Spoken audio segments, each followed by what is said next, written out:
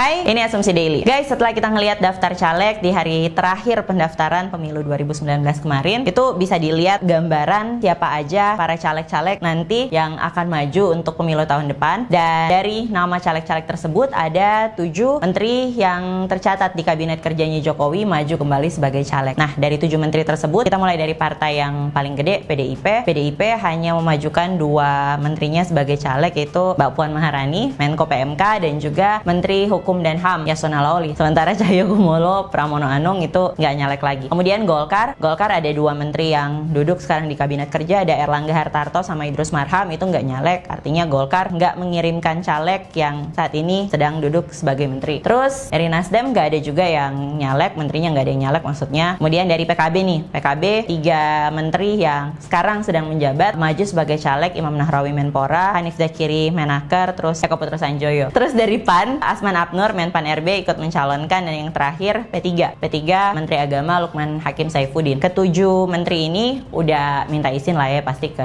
Pak D. Jokowi sebelum maju sebagai caleg. Dan sebenarnya kalau misalnya kita ngelihat dari ketentuan Undang-Undang Penyelenggaraan Pemilu, nggak ada aturan yang mewajibkan mereka harus mundur dari jabatannya ketika ingin maju sebagai caleg. Hanya saja para menteri ini yang harus dilakukan adalah cuti pada saat kampanye. Kalau ngelihat tahapan pelaksanaan pemilu 2019, masa kampanye itu akan dimulai pada tanggal 23 September tahun ini 2018 sampai tanggal 13 April tahun depan. Sebenarnya merespon para menteri yang maju sebagai caleg ini, Wakil Presiden Yusuf Kala udah menegaskan ya, nggak akan ada reshuffle. Artinya walaupun ada 7 menteri yang bakal maju sebagai caleg, yang otomatis nanti akan fokus pada saat masa kampanye, Presiden dan Wakil Presiden nggak akan melakukan reshuffle karena waktunya udah mepet dan bisa dibilang mungkin kurang efisien kali ya kalau reshuffle dilakukan 1 tahun terakhir jelang pemerintahan Jokowi dan JK selesai. Cuman ini yang harus ditekankan dan harus diingatkan, dan kita tentunya harus pasang mata lah kepada para menteri yang maju sebagai caleg adalah pada saat cuti kampanye nanti, dan pada saat mereka kampanye ya fasilitas-fasilitas negara yang melekat pada mereka itu tidak boleh digunakan. Dan hal tersebut juga udah diatur sebenarnya dalam ketentuan Undang-Undang Penyelenggaraan Pemilu. Dan kalau misalnya masih ada yang nyinyir kenapa misalnya para menteri ini mau jadi caleg gitu atau mau nyalek sementara mereka sekarang sedang menjabat sebagai menteri, menurut gue itu hal yang sah-sah aja, apalagi mereka kader partai, petugas partai. Dan salah satu hal yang paling nggak bisa ditampik adalah mereka mungkin di satu sisi menjalankan tugas partai, dan yang kedua secara strategis dan logikanya dia mungkin ingin mengamankan posisi nggak sih, karena untuk 2019 nanti belum tentu juga kan Jokowi yang terpilih jadi presiden. Kalaupun misalnya Pak Jokowi kembali terpilih jadi presiden, ya belum tentu juga menteri yang bersangkutan masih dipercayakan untuk kembali menjabat sebagai menteri 2019 nanti ya. Kita tunggu aja nanti perkembangannya seperti apa. Nama-nama tadi yang udah daftar lolos verifikasi atau enggak, pengumumannya nanti bakal dipublish oleh KPU tanggal 20-an September. Sampai jumpa di Asumsi Daily berikutnya.